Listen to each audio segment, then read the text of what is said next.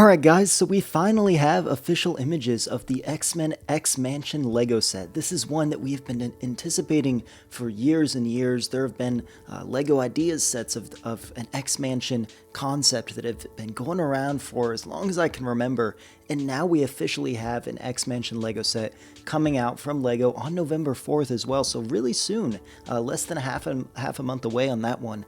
This one has 3,093 pieces going for it for $330 in the US. Now, we're going to talk about value towards the end of the video as we usually do, but I really just want to take a look at the pictures here and talk about this a little bit, because this is probably one of my most anticipated Lego sets of the year, and there's just a lot of stuff I have to say. So first impressions here, I think that it looks pretty good. It does look pretty tiny overall, especially compared to some of the fan concepts and such of a Lego X-Mansion. There have been ones with like a full basement area and all that sort of stuff. This one's just 2 stories, nothing too spectacular, and it fits within that modular realm where there's not really much of a front yard. We've just got like a sidewalk situation, so it's not the most massive thing ever, but you can still tell that it's a mansion. It's the X-Mansion. You still get all of that from the general thing, and it includes a Sentinel as well, which I didn't quite expect, but that's pretty awesome.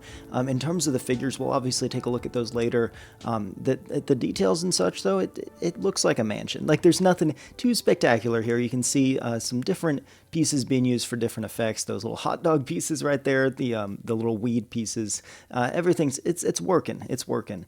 You can tell as well that what they're going for here, and you take away all the figures, the thing looks a lot more plain, but it kind of similar to the other Marvel modulars that have come out. They've got like kind of some destruction happening. It's very much like an action scene. Over here we have like a lamppost ripped out of the ground. We have one of the windows coming out, and I'd imagine that they probably provide the pieces to where you can construct it and just make it normal. But right here, it's in that kind of action pose, which I don't mind. I'm fine with that. I don't think it takes away or detracts anything too much. Here's what the back of it looks like, and they have like all the figures posed about once again on the back. And the back I think looks fine. We have some different stickers and decals and such, which definitely add to the overall scenery. If we keep going through the pictures here, this is how the whole thing sort of splits up, how it works. So you can already see some of the different rooms and such that are going to be at play here. This over here, I think it's called the Danger Room. It's basically like that simulation room, training room, whatever you want to call it. The middle portion, I can't quite tell what's going on in there, but overall it splits up into like 6 main sections plus the roofs. So it's not too bad. It has a fair amount going for it. Here's kind of a closer look at that Danger Room setup. It is very, very confined, very small in there. You can probably fit maybe 2 figures max in there, so there's not a whole lot going on with that, but you can kind of see there's just different training simulation style stuff. You know, spikes coming out of the floor. You've got some saws and such. Looks like some like weaponry. Here's a picture of, it looks like what would be Cerebro, like the area where Professor X puts the helmet on his head and, you know, projects his mind wherever he wants it to go. I really wish we got more scope as to what was going on here, but still not bad. Here we have the actual figures, and I wish there was a way, I don't think I can zoom in, but we get Wolverine, of course, Professor X, Storm, and that's actually a different version of Storm, so the cape you can see has that like yellow outline on it, which I think that looks really fantastic. We get Cyclops as well. We have Rogue, Iceman, which is a first in Lego, so that's a fun one. Professor X also would be a first in Lego. And then we have Gambit. This one is going to be a huge deal. Gambit is going to be very, very sought after. I guarantee that he is going to be like the most expensive figure from the Lego set on third-party market. And then we have Bishop and, of course, Magneto. So really good lineup here. I have no complaints when it comes to the lineup. Of course, there's other characters that could be included, but we get pretty much those main X-Men that we would want to see. Here are some different like lifestyle photos showing what it looks like in real life. The back of the model, of course.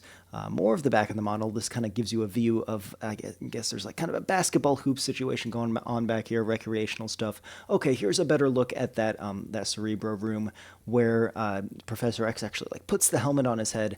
So that's good to see. I'm glad that we get kind of a better view of that. This looks like probably just kind of a classroom office situation. It is unfortunate that it's so tiny. This building is very confined to where you can't really have like a full classroom going on, even though it is a school. Like there's just no way you could do it. You just couldn't fit that in here. but that's still all right.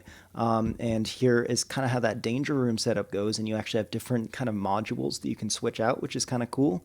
And here's just what it looks like on the shelf, so that's not too bad. Back of the box as well, if you're interested, you can pause the video and take a look at that. But overall, I don't hate it. It's pretty good. It is unfortunate that it's not bigger and that you can't really have more going on with it. I mean, look, it's pretty thin. It's pretty thin going around. It'd be nice if they could have brought the mansion forward just a couple studs, just so you could have even more going on here. If we want to watch through the lifestyle video real fast, we can. It might give us a little bit more insight as to kind of what's going on here. I'm noticing as well there's no Beast figure included either, but there was one that came out in the Marvel minifigure series previously. So that's one that you might want to kind of get your hands on. So there's some nice features here. Yeah, different things that you can do. Looks like that's slidable.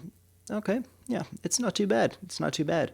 I must say that it's meeting expectations, certainly not exceeding expectations. Again, it is kind of tiny. In terms of value, we have about 3,100 pieces for $330. I'm not 100% sure how I feel about that price. I would like to see it at $300. I feel like especially with these modular buildings, they should really just keep the price aligned with the piece count. I don't think that you should try to go over any bit. And they've been doing that fine with like the Avengers Tower and the Daily Bugle. This is the first one though where they're definitely going a bit too high with the price, in my opinion. I would really like to see it at the 300 range. 280 would be really fantastic, but I don't think that's realistic. Overall though, I like it. It's pretty good. It's not as great as it could be, but it's still pretty good. Let me know in the comments below what you think of this one. Do you like it? Do you dislike it? Do you plan on getting it? If you liked this video, be sure to leave a like. Be sure to subscribe as well. I appreciate you guys, and I will see you in the next one. Bye-bye.